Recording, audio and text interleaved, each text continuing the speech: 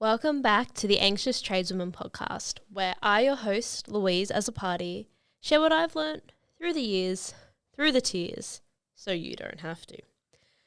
Welcome to episode 20, where we're talking using vague goals to bully yourself.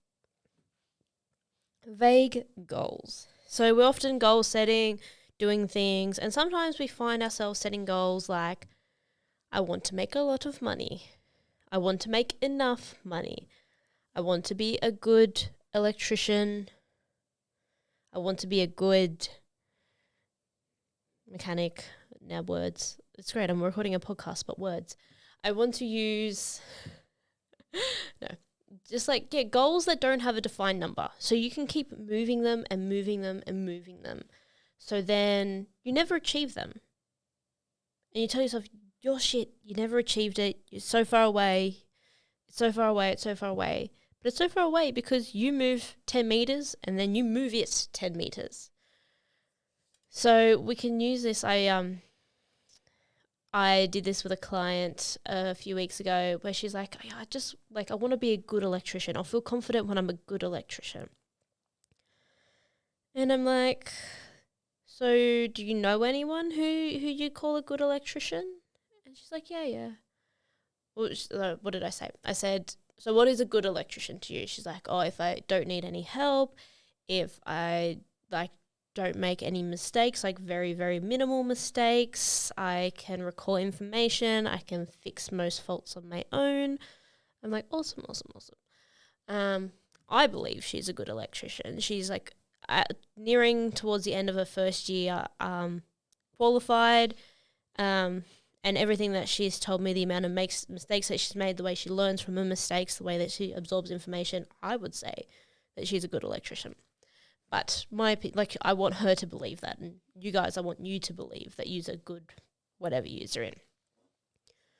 So I said to her, do you know someone who is a good electrician? And she's like, yeah, I know a few people I would call good electricians. I'm like, cool. So how often do they ask for help? She's like, maybe once a week, like, you need two people to do a job, or they talk through something with someone. I'm like, yeah. And how often do they make mistakes? She's like, like nothing major, but every now and then they have a little slip up. And I'm like, oh yeah, so do you think you make more or less mistakes than them? And she's like, about the same. Do you ask for help more or less than them? It's like, about the same. So kind of through this process, like we brought it back. It's a good goal to be good at whatever you do, but what does good mean? What are the numbers on there? Is it kind of being like someone? And we've got to be really careful with this, especially when we're trying to be like people who have more years experience than us, because we'll never catch them.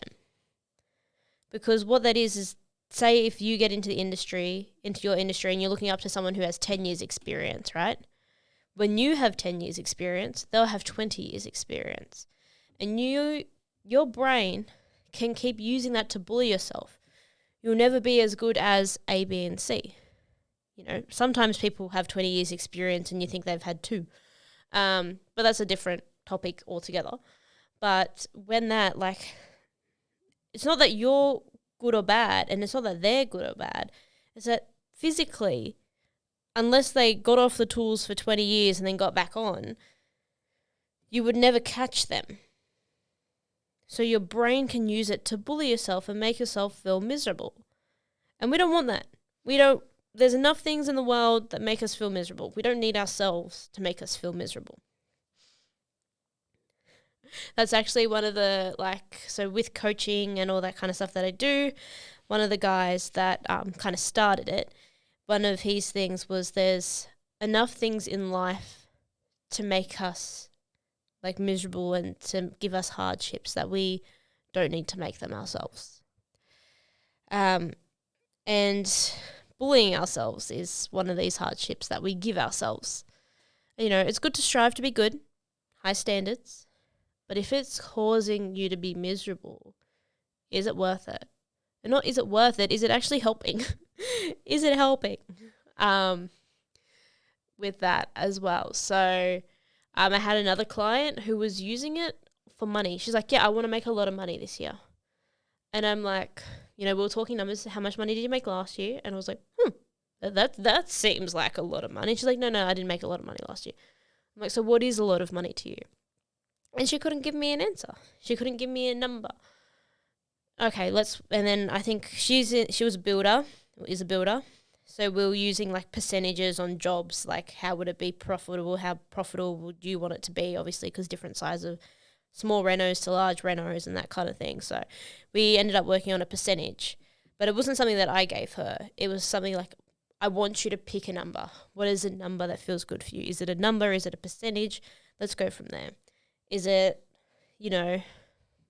I want to, say if you're a field service technician, your first few years in your trade, or no matter how far in your trade you're in, but you're just kind of like, okay, for me to be quote unquote independent, because we know we can never know everything, I'd like to try and only call for help,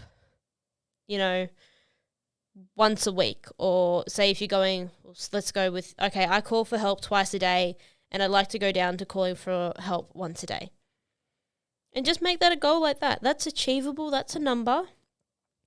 And realistically, I believe that no one's ever going to be fully independent in the trades, whether you need someone to help you lift something or you need two brains to work out a strange-ass fault. Like, that's just my opinion.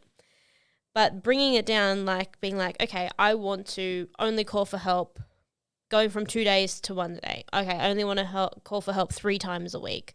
I only want to give myself 3 phone a friends a week, and work off that and try and push. And then that stretching off the brain, like you're putting friction in your brain pretty much. You're like, okay, I need to work this out because I don't want to use my phone a friend. But you have your phone a friend there. It's not the end of the world if you do call. But then you stretch your brain, you're still safe, you can still sort out the problem. And say if you say, okay, from, when I feel like, okay, I should call someone, I'm going to sit here and give myself another 10 minutes to try and work this out. And then I'll call after 10 minutes of trying again. Because you might get it. Or you might pick up the phone, say 2 words to the person, and because your body has relaxed, because you feel safe, then you'll be able to get the idea to fix the fault. So we want to put a number on our goals as much as possible. We want to, even if you want to feel better, there's a lot of tracking apps where you can just put in smiley faces and different levels of smiley faces to track your mood each day. And you can say, yeah, I want to, have 5 smiley faces out of 7 each day. That's how I will know I'm feeling majority good. That kind of thing. You want to put a number on it as much as you can. I want to be able to do my services in 2 hours instead of 3 hours. I want to be able to change a set of brakes in, 45 minutes instead of an hour. I want to be able to put up a door in 15 minutes instead of half an hour. Use those goals. But when you're just saying, I want to be good at something, what does good mean? I want to be excellent at something. What does excellent mean? I want to be competent. What does competent mean? What are the things that you want to check off your list? Put them down on paper. Do not use vague goals to bully yourself, guys. We have enough things in the world that make life difficult. We don't need ourselves to do it to ourselves. Please. Yes. So, on that note, I might be losing it slightly, but anyway. If you would like any help or support with this process of, getting yourself some good structured goals that you can achieve and you feel good when you achieve them because you actually do achieve them, you can join my free Facebook community, Tradeswomen Owning Their Power.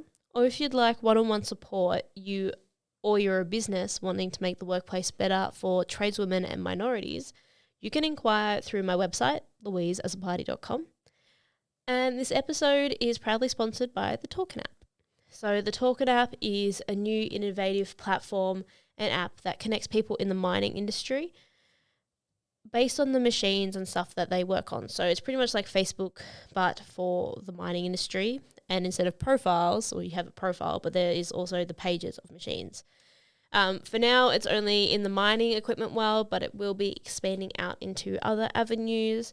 And if you could, and you were interested in downloading and checking this app out, if you could use the link in the show notes, you would be supporting the podcast in the process. Get on there, they have some pretty cool stuff on there. The machines on there are awesome.